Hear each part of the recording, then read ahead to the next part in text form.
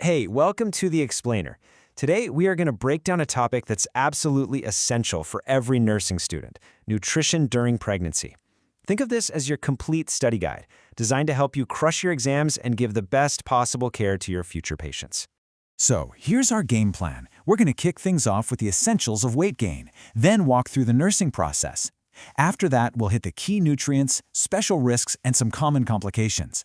And to wrap it all up, we'll do some NCLEX prep to really sharpen your clinical judgment. Let's dive in. First up, weight gain. It's probably the most obvious sign of a healthy pregnancy, right? But what's really going on there? It's not just about, storing fat. We're talking about the weight of the baby, the placenta, all that amniotic fluid, plus increased blood volume and the growth of the uterus itself. Okay, so for a client who starts out with a healthy BMI and is just carrying one baby, this is kind of the magic number we're looking at: a total gain of 25 to 35 pounds. This range right here is what's linked to the very best outcomes for both mom and baby. And here's something you've got to remember. The pattern of the weight gain is just as critical as the total amount. It's a really slow start in that first trimester. We're only talking 2 to 4 pounds total. But then things pick up to a nice, steady pace of about 1 pound a week for the rest of the pregnancy. Okay, this is where your clinical judgment really comes into play, because the risk here, it's not just one-sided. Gaining too little can be just as dangerous as gaining too much. Inadequate gain can lead to a low birth weight baby. And on the flip side, excessive gain can mean abnormal fetal growth and a tougher time during labor. All right, so we've got the basics of weight gain down. But what about your role as the nurse? How do you actually use this info in a real-life clinical setting? Let's get into the nursing process for nutritional care. Look, a really thorough nursing assessment is everything here. You're going to be looking at the whole picture, from the client's food journal and eating habits all the way to their health history and lab results, like their hemoglobin and iron levels. It's all about gathering both what they tell you and what the data shows you. Think of this slide as your roadmap for the nursing plan of care. The big goal? Making sure the client gets all the right nutrients. And your job, well, you're the one who's going to assess, educate, and support them through it all, always checking in to see how they're doing and tweaking the plan when you need to. All right, so we've been talking a lot about how important proper nutrition is, but what does that actually mean? What should a pregnant person be eating? Let's really dig into the key nutrients, the building blocks for a healthy pregnancy, and what those specific daily targets look like. Here's something interesting. Caloric needs don't really budge in that first trimester. But after that, they ramp up big time. We're talking an extra 340 calories a day in the second trimester and then up to 452 in the third. And that need for extra energy stays high while breastfeeding too. Okay, now we need to talk about a nutrient that is just non-negotiable during pregnancy: folic acid. The recommended daily intake is 600 micrograms, and you're going to want to burn that number into your brain. It's one of the single most important recommendations in all of prenatal care, and for a really good reason. So, why all the fuss? Why is this one specific nutrient so heavily emphasized? What makes these 600 micrograms so incredibly important for that developing baby? And the answer is, well, it's pretty simple, but it's also incredibly profound. Folic acid is what helps build the baby's brain and spinal cord. Getting enough, especially early on, directly helps prevent some really severe birth defects called neural tube defects. Iron is another big one. Needs go way up, and a lot of clients will need a supplement. And when it comes to iron, your patient education is absolutely crucial. You'll teach them to take their iron supplement with a source of vitamin C, like a glass of orange juice to help their body absorb it.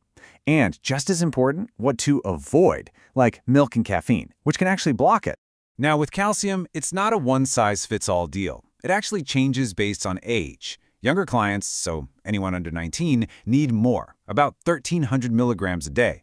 That's because their own bones are still developing while they're also building the baby's bones and teeth. For clients 19 and over, that target is 1,000 milligrams. Okay, but of course, we know that no two pregnancies are exactly alike, right? There are a bunch of special conditions and risk factors that can really change things and require a much more personalized plan. Let's look at some of the common ones you'll need to screen for. So as a nurse, you're always kind of scanning for these risk factors. You're asking yourself, is my client an adolescent? Do they have a specific diet like vegetarianism that might be low in some key nutrients? Is there a history of an eating disorder? Or are there financial issues making it hard to get healthy food? And are you screening for something less common but super serious like pica? And one of those risks you just saw is something called pica. So what is it?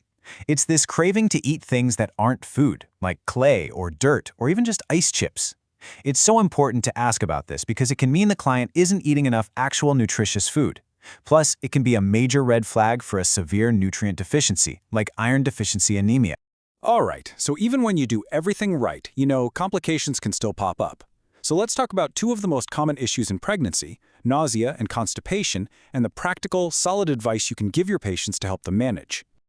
Okay, here's a super handy little guide for your patient teaching. If they're dealing with nausea, you can suggest eating small meals more often and staying away from trigger foods like anything fried or really spicy. For constipation, the solution is usually more fluids, more fiber from things like fruits and veggies, and trying to stay active. And finally, you absolutely need to have maternal PKU on your radar. It's a genetic disease where the person's body can't break down an amino acid called phenylalanine. To protect the baby from serious intellectual disability, they have to be on this super strict, low phenylalanine diet for at least 3 months before they even get pregnant, and then all the way through the pregnancy. Okay, you have taken in a ton of information. So now it's time to put that knowledge into action and see how it holds up in an exam-style setting. Let's do a few NCLEX-style questions to get you prepped. All right, time to put on your clinical judgment hat. You're looking at the charts for 4 different pregnant clients. Which one of these weight gains makes you go, I need to report this to the provider? And the answer is B. Why? Well, an 8-pound gain is at least double the maximum recommended weight gain for the entire first trimester. The other options? They're all totally within the healthy expected range for their trimesters. This is a clear deviation that you need to address. Okay, here's a little memory trick for your exams and for your future practice. When you're teaching a patient how to take their iron supplement, just remember this phrase: vitamin C helps iron connect. That C is your clue that vitamin C is the key to absorption. And to leave you thinking like a nurse, let's end with this. Picture this. A client comes in. She's 8 weeks along, and she tells you she just hates milk, but is worried she's not getting enough calcium. As the nurse, what do you do next? This is where all that textbook knowledge meets the real world, combining what you know with good communication to find a solution that actually works for your patient.